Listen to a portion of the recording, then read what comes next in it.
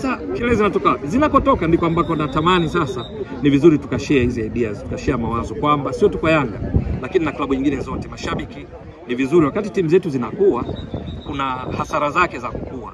Kukua ni pamoja na mashabiki nao wakue, wajue jinsi ya kutafsiri mchezo. Iko hivi Latifa na watazamaji wako, katika klabu kubwa na hasa zinazoshiriki michuano ya CAF hizi kubwa, nikisema kubwa namaanisha katika viwango vya ubora, tunazungumzia Al Ahly ambayo ni klabu namba 1 kwa ubora, tunazungumzia klabu kama Mamelodi Sundowns, Esperance de Tunis, RS Berkane, wanalazimika katika orodha hii. Pyramids, Simba, Zamalek, USM Alger, Yanga, Al Hilal Omdurman. Hizo nilizozitaja ndio bora kwa sasa. Tunazungumza kwa CAF viwango vipya, maana kuna watazamaji wamekariri Yanga ya 12, Al Hilal ya 11, ASEC ya 13. La hasha, viwango vipya baada ya tumeingia 25 26.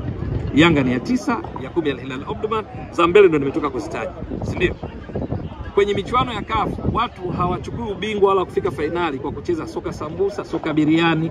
Hii ndio shule ambayo nadhani kuna haja tupeane mawazo mbadala, ingawa hatulazimishani katika kuamini timu fulani inacheza vizuri, inacheza vibaya. Hiyo ni subjective, maamuzi ya jicho lako wewe mtazamaji. Unaweza kaona kwamba hapa anacheza vizuri, vibaya, ni juu yako. Lakini kwenye michuano ya CAF ni michuano ambayo wanaofanikiwa kucheza mpira ule ambao mitaani hukuita mpira gimbi, mpira bovu, mpira baya, mpira babuba, mpira papatu, ita vyovyote, haufurahishi kwa macho kwa sababu hauhusishi sexy football, mpira wa kuvutia pasi nyingi.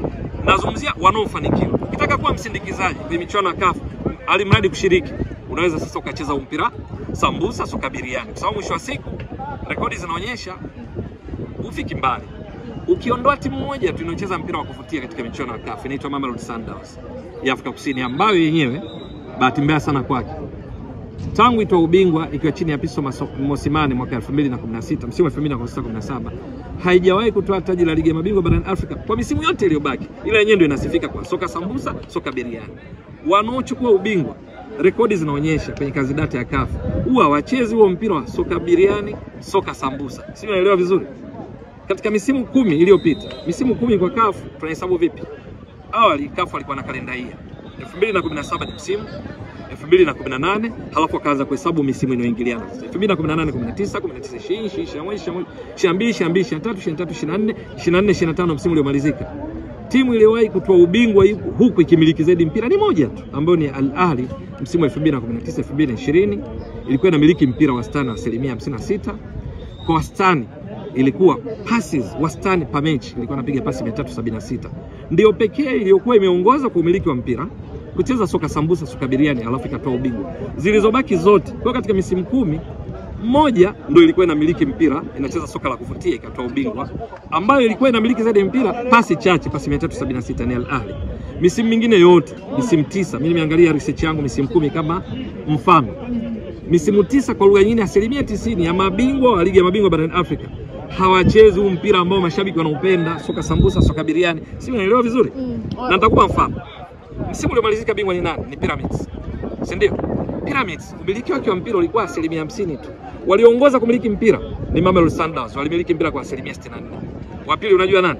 Hawakuwa tena Pyramids, ni Yanga ya Tanzania. Hii ya Engineer Hersi Said, ambayo ilikuwa inamiliki mpira kwa 58.9, 58.5, around 59%.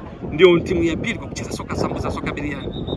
Pass, Mamelodi walikuwa wanapiga pasi 451 per match wastani. Ndio inapiga pasi nyingi kwa CAF michuano iliyomalizika ligi ya mabingwa barani Afrika. Ya pili ni Yanga, ilikuwa inapiga pasi 362, ndio ya pili. Halafu ikawaje? Yanga walishia makundi. Mechi 6 wameshinda 2, sare 2, wamefungwa 2. Hizi ninazokupa ni wastani per match. Mwingine atashangaa, sasa wameshia makundi na kwaje wa pili? Passes per match. Yanga ya pili pasi 362, Mamelodi pasi 451. Lakini Yanga ndo alikuwa timu iliyoongoza kufika kwa wapinzani na kupiga mashuti mengi zaidi per match kuliko timu zote katika ligi ya mabingwa kuanzia hatua ya makundi mpaka finali. Kila mechi Yanga ilikuwa inapiga mashuti 14. Mechi 6 ilipiga mashuti 84 katika kundi lake la A.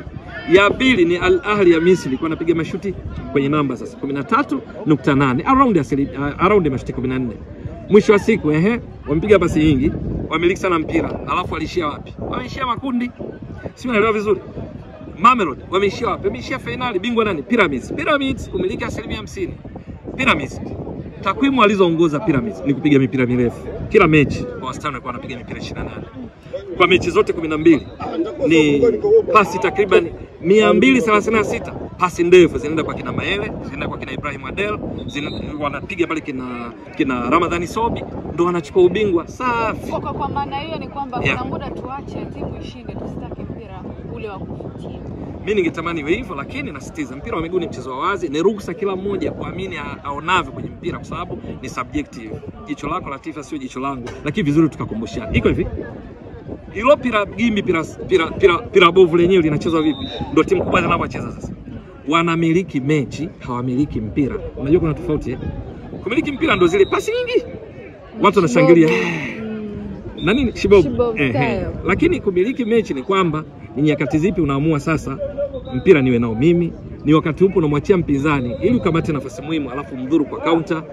Ndakupa mfano. Tunaposema kumiliki mechi, nakupa mfano wa hasi kwa Yanga na chanya kwa Yanga iwe kama mfano kwa ambaye atajaribu kutuelewa kitu tunachojadili. Yanga katika hatua ya makundi wakiwa katika kundi A, mechi yao ya kwanza kwenye hatua ya makundi walicheza na Al Hilal Omdurman. Hiyo mechi Yanga walimiliki mpira zaidi ya 60%, watu wanashangilia.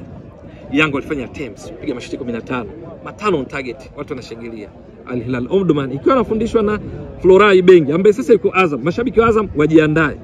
Azam itakuwa inacheza kumiliki mechi, sio kumiliki mpira. Kama Ibenge ndio yupo madarakani kama ilivyo sasa, ili na anawahakikishia mataji atapata, sababu anacheza mpira wa kumiliki mechi, sio kumiliki mpira. Kwenye mpira wa sasa kama unamiliki mpira alafu haukupi matokeo hauna maana yoyote. Unatakiwa kama unamiliki mpira iwe sababu ya wewe kupata matokeo unayohitaji. Vinginevyo itabidi utumie mbinu nyingine, ndio inasema kumiliki mechi. Hiyo mechi Yanga walimiliki mpira dhidi ya Al Hilal Omdurman. Al Hilal Omdurman walimiliki mechi. Wao mechi nzima dakika 90 walipiga mashuti 5 tu. Mawili on target. Alipiga Adama Kulibali kamba. Lingine alipiga Hassan Mozamed kuelekea mwishoni kamba. Mechi imeisha 2-2, Yanga wakasifika. Wameupiga mwingi, wamepiga soka sambusa, soka biriani, wamefanya majaribio mengi. Ngapi 2-2. Si unanielewa vizuri?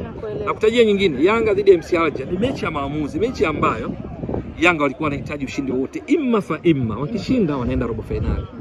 MC Alger wanahitaji sare yoyote au ushindi wote waende robo finali. You know what happened? Kwenye mechi dakika 90, Yanga walimiliki mpira 69%. Yanga wakapiga mashuti 18. Watu wanashangilia, soka sambusa, soka biriani, linavutia. Kumbuka MC Alger wanahitaji sare yoyote. Sare ni pamoja na barren draw bila. Sare ni pamoja 1-1, 2-2 au ushindi wowote. Wao walikuja kimkakati. Wanajua Yanga wanamiliki sana mpira. Wanajua bado janja ya kucheza mechi za CAF bado hajakliki vizuri. Wao wakaacha mpira, Yanga kamiliki 69%. Yanga wakapiga mashuti 18, matano on target, hakuna goli. Wao unajua walifanyaje? Mechi nzima walifanya yafuatayo. Moja, walifanya attempt 3, dakika 90, wastani kila shuti moja baada ya dakika 30, moja on target. Pili, walikuwa kila wakipata mpira, pasi nyingi wanapiga sideway passes, kushoto, kulia, nyuma. Yaani unamaliza muda. Tatu, walikuwa wanajitahidi kwa frustrate Yanga. How? Kila panapotoka mpira wanaenda kuokota, wana move tunasema sluggishly. Yaani kwa kujikokota namna hiyo. Muda unaisha, kumbuka. Alafu nyinyi mnakasirika kwa sababu mpo kwenye mzuka wa mechi, alafu wenzenu wanafuata mpira kwa kujikokota. Kukasirika kwenu kuna watu nje ya mstari, amtekeleze mipango kazi ya kocha. Jambo la nne walikuwa wanafanyaje? Kila wanapopata fursa ya kuanguka, kuinuka hapo mpaka ije Machela wainuliwe. Ndio kucheza kikubwa ambako hakuvutii, sio soka sambusa, sio soka biriani. Wewe kaka, tisha, ole. Sasa matokeo yake ni nini? Watu wanaishi bahati yao wale. Ndio maneno yanayokuja baada ya mechi kuisha. Maki bila. MC Alger wanashangilia, wanaenda robo finali. Yanga maneno ya mashabiki. Bahati yao wale. Leo tumewashika wale. Tumeupiga mwingi. Isingekuwa Dube, yaani naanza maneno. Ange zile ngao nganifu sasa. Conditional statements. Ange Aziziki angempa, yani ndo stories na baki. Kwa maana hiyo sasa Mbwaduke, ujio wa kocha mpya huyo msaidizi unakuja kuongeza kitu gani ama unakuja kuleta faida gani ndani ya klabu ya Young Africans, lakini pia kwa utendaji katika benchi la ufundi? Matarajio yangu, Mabedi na mwenzake kocha mkuu Romain Folz washajua mahitaji ya Yanga. Kushinda lazima, kwa sababu kama zilivyo klabu nyingine zote duniani za mpira wa miguu, kushinda must. Yaani timu kubwa zikishinda, afu kesho wanataka washinde tena, afu washinde tena. Hawajui habari nyingine. Lakini wakati wote wanataka na mpira mzuri. They have to strike a balance between mpira mzuri na kushinda.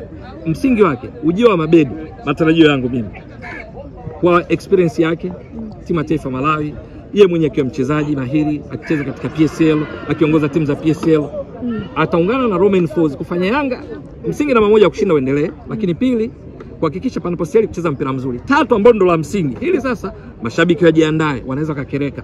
Yanga itakuwa inamiliki mechi, sio kumiliki mpira katika baadhi ya mechi. Watakuwa wanacheza kimkakati.